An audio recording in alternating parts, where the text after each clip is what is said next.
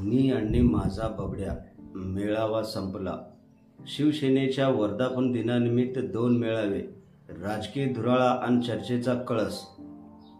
नमस्कार, मी बंदगी NGTV Marathi news चॅनलमध्ये आपलं सहर्ष स्वागत करतोय।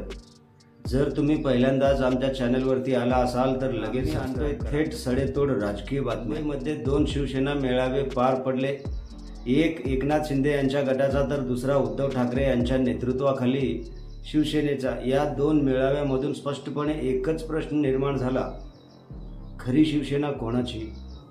या वर्धापन दिनाच्या निमित्ताने दोन्ही गटांनी आपापली ताकद दाखवण्याचा प्रयत्न। यामध्ये जे घडलं त्याने सर्वसामान्य मराठी माणसाच्या मनात खदखद निर्माण। कुटुंबातले एकाच विचारसरणीचे लोक एकमेकांवर आरोप प्रत्यारोप करत राजनैतिकरित्या एकेरी बोलणं, शाब्दिक हल्ले आणि राजकीय चिखलफेक हे सगळं पाहून सामान्य जनतेचं मन सुन्न। मराठी गटांमध्ये उभी फूट पडलेली पाहून भाजप मात्र खुश झाल्याचं काही नेत्यांनी अप्रत्यक्षपणे सूचित केलं।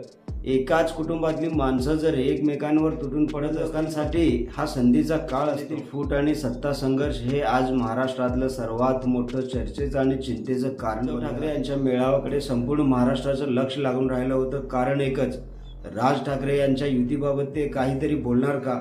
महाराष्ट्रात अनेकांचे आणि राज ठाकरे पुन्हा एकत्र यावेत, त्यांची जोडी पुन्हा शिवसेना सशक्त करेल। पण उद्धव ठाकरे यांनी फारसं न बोलता केवळ एवढंच म्हटलं, महाराष्ट्राच्या मनात जे आहे तेच होईल।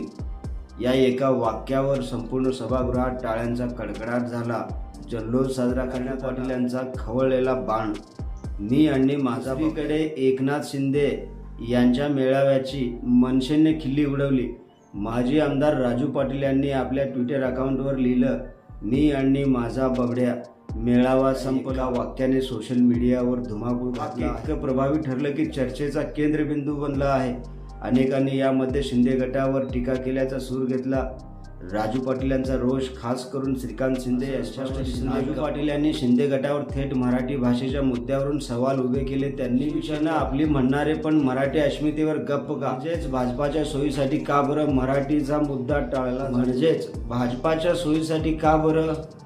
मराठीचा मुद्दा टाळला। उद्धव ठाकरे यांची भूमिका मराठीसाठी ठाम असून शिंदे गट यावर मौन का बाळगतो? शिवसेना कोणाची?